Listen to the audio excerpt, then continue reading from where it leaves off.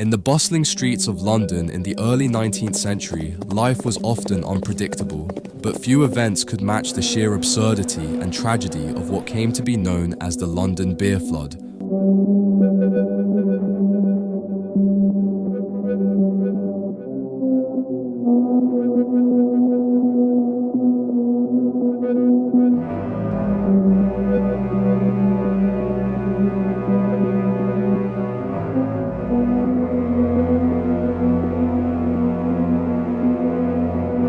On October 17, 1814, at the Horseshoe Brewery on Tottenham Court Road, an enormous wooden vat filled with over 135,000 gallons of porter, a dark, rich beer popular at the time, suddenly burst. This was no small container. It was a towering 22-foot high barrel holding enough beer to fill dozens of modern swimming pools. The vat's failure was catastrophic.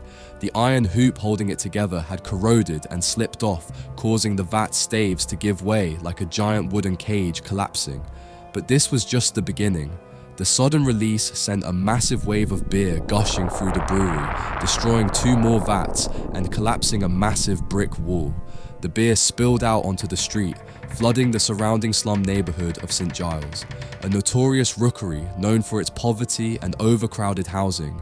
Witnesses described a 15-foot-high tidal wave of beer rushing through narrow alleys and basements, smashing doors and sweeping away everything in its path. Some called it a river of beer that engulfed houses, cellars, and shops, a bizarre and frightening flood unlike anything London had ever seen.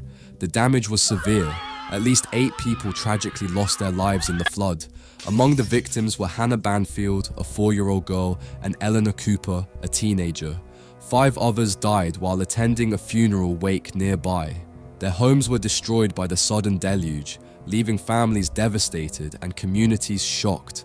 Despite the scale of the disaster, the Horseshoe Brewery was not held legally responsible. The coroner ruled the event an act of God, an unpredictable natural accident, which meant the brewery faced no legal liability or financial penalty. In fact, the company received a significant tax rebate to help offset the loss of the beer and property damage, which reportedly totaled around $23,000, an enormous sum at the time. The brewery's owner, Meux & Co., weathered the disaster and continued producing beer for many years afterward.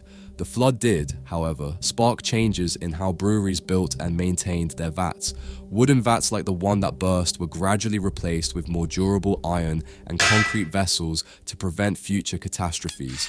Today, the London beer flood remains a curious footnote in the city's long history. It's a story of human error, industrial risk, and tragic irony, a reminder that even something as simple as a vat of beer can become a deadly flood. If you enjoyed learning about this strange but true piece of history, be sure to like this video, subscribe to Untold History in 5, and hit the bell icon to get notified about new episodes every week. We bring you the wildest, weirdest, and most fascinating stories from the past, all told in just 5 minutes. Thanks for watching, and see you next time.